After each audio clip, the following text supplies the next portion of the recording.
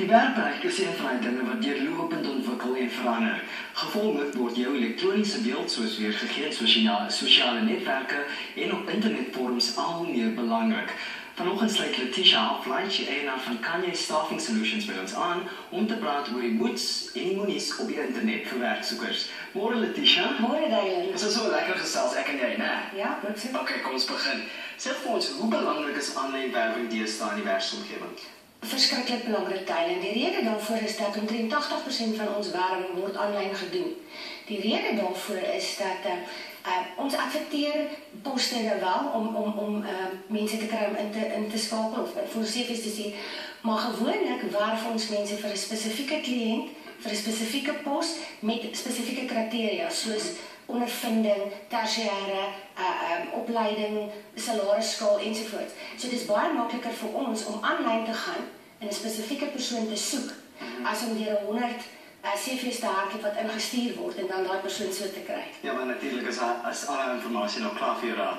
Verduidelik vir ons wat is die verskillende platforms wat gebruik kan word of selfs wat gebruik moet word. Kyk, daar's nogal baie. En van die applikant se oogpunt af is dit belangrik om op soveel as moontlik plekke jou CV wat ook maar jou professionele identiteit of professionele profiel is te hê. Ons kyk na jobportals, dit is byvoorbeeld jou jobs.co.za, LinkedIn wat baie groot is om jou professionele identiteit op te sit, Facebook, op soveel as moontlik platforms, dat as iemand vir jou soek, jou spesifiek, dat jy omtrent oralste oppop, as ek dit so kan sê. Nou voordat ons by LinkedIn en Facebook uitkom, wat is jou spesifieke jobportals? Jy het net gesê jobs.co.za, waarvoor word hy gebruik? Kyk, 'n jobportal is tweeledige doel. Aan die een kant is dit 'n diens aan jou applikant of jou werksoeker wat gratis is. So hulle kan hulle CV oplaai op daai portal dan met sekere kriteria wat hulle vooraf noem. Die ander ding is hulle kan dan gaan kyk watter agentskappe en watter maatskappye adverteer op daai portal. So van hulle kant af is dit baie belangrik om dan dit te kan sien en is 'n gratis diens. Van die kliënt se kant af of die agentskap soos ons betaal 'n maandelikse fooi wat ons dan toegang gee tot hierdie portal of tot hierdie CV basis. So ons kan dan ingaan, sekere sleutelwoorde intik, sekere kriteria soos 'n salarisskaal, wat se tersiêre onderrig ons wil hê, hoeveel jaar ondervinding, tot 'n geografiese gebied kan ons invul. En dan daarvolgens sorteer daai databasis dan net die CV's wat betrekking het op wat ons soek, dan vir ons uit en dan maak dit maklik. En dit is hoekom dit belangrik is dat as mense op 'n portal hulle CV laai, dat hulle al daai kriteria invul. Soos sal hulle trek vir 'n nuwe werk? Sal hulle ver ry, meer as 20 km of hoe ook al? Wat is hulle salarisverwagting ensovoorts. Maar daai jobportal, hy vra vir jou al daai vrae. Hy vra gewoonlik al die vrae, ja. En dan op jou portal gewoonlik kry jy so 'n klein stukkie waar jy ietsie oor jouself kan sê. En dit is baie belangrik. Ons noem dit daai elevator pitch. Dit is daai 30 sekondes as jy vir iemand moet vertel hoekom hy jou moet aanstel. Is dit 'n video of is dit woorde wat Nee, dis woorde wat jy moet tik. Okay. En ons vat gemiddeld 30 sekondes op 'n CV om te besluit gebruik ons hom of nie. Ja. So, jy kan dink as jy 30 sekondes het om vir my te sê hoekom ek jou moet aanstel. Dis daai. Ek wil nie hoeveel katte wil nie. Okay, so jy moet dit 5 uur in die oggend doen nie. Nee, glad Nou, hoe verskil jobportals met jou LinkedIn's en jou Facebook? Want dit klink amper soos jy het dit eintlik nodig nie. Nee, jy het dit baie nodig. Weer eens kom ons terug na op hoeveel verskillende platforms jy jouself kan amper wil ek sê adverteer. Hoe beter, want alle agentskappe en alle maatskappye soek verskillend. Ons kriteria of die manier jou persoonlikheid selfs. Hoe jy daai oggend opstaan, dit is hoe jy nou maar sit. LinkedIn is 'n professionele netwerk, okay? En dit word gesê dat dit is waar mense professionele mense mekaar ontmoet. Okay. So daar is 2 miljoen lede in LinkedIn. So natuurlik gebruik ons LinkedIn. En die ouens wat hulle profiele daarop plaas wat sê, ek wil net nie gehead word nie. Dis daar en is goed vir ons. Waar jou Facebook is jou sosiale netwerk.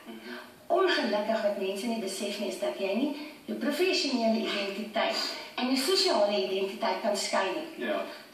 Dis bekend dat ons en maatskappye na iemand se Facebook profiel gaan kyk voor byvoorbeeld 'n onderhoud of 'n aanstelling. Maar weet jy wat, ek wil nou net jou gevra, wat is die grootste fout is wat mense nou as hulle professionele profiele wil bou? Hulle vergeet soms Facebook en Twitter en al die goed is daar so. Jou nuwe maatskappy gaan miskien nou definitief vir jou Google. Watter raad het jy vir hulle? In die eerste plek, ek gaan nou terug na Facebook toe. As jy 'n foto of 'n sêding of 'n uitlating of 'n groep selfs op Facebook het, chommers aan staan met 'n bottel bier. Net so. Dit reflekteer op jou professionele identiteit. En partykeer kan ons baie meer uitvind oor 'n applikant op Facebook as byvoorbeeld op LinkedIn. Want op LinkedIn sit hy met 'n das. Weet op Facebook nie. Maar die foute wat mense maak is dat hulle nie hulle suksesse lys nie. Jy moet sit 'n foto van jouself op. Ons wil graag sien 'n rykie. Die ander goedjies is soos hou jou inligting altyd op datum en relevant. Ja. Gaan kyk na ander groepe wat relevant is tot jou sektor of jou posisie. En dan sluit aan by hulle. So die vraag kan dink is lys jou ondervinding. En dan die groot fout wat mense maak is die tydslyn. Jou werksgeskiedenis moet op mekaar volg sonder geen gapings nie. As daar 'n gaping is, sê vir ons hoekom. Ja. Okay, wel, Dylan staan 'n belang om sy aanlyn profiel te bou. Kom ons gee net gou vir mense wat by is. 3 stappies. Wat is die eerste ding? Is dit 'n goeie foto? Is dit 'n mooi professionele foto? Definitief 'n goeie professionele foto. Okay. Definitief om bietjie te gaan uitvind oor ander mense, hoe lyk hulle profiele. Gaan kies iemand en kyk wat het hulle op. Jy weet, doen bietjie navorsing. Jy gaan jouself blootstel op internet wat vir almal beskikbaar is. Enige ou gaan kyk hoe lyk. Ja, so definitief gaan doen 'n bietjie navorsing, kyk wat is belangrik en dan doen 'n draft. Skryf alles neer, besluit wat wil jy insit. En laat dit kronologies op mekaar volg en maak seker dit wat jy daarin het is relevant. Die ander groot ding is Dylan is om dit elke nou en dan is daar ietsie bykom. As jy 'n ekstra verantwoordelikheid by die werk kry, as jy promosie gekry het, as jou salaris opgegaan het, om heeltyd dan daai op datum te bring. Jy weet, dit is waarna ons kyk. En sleutelwoorde, spelling. Ja. Spelling. Maar dat is een van die grote fouten wat mensen ook gaan als ze op internet bezig is. Baie dankie Letitia. Dankie Dylan. Dit was Letitia Halfreich van Kanye Staffing Solutions.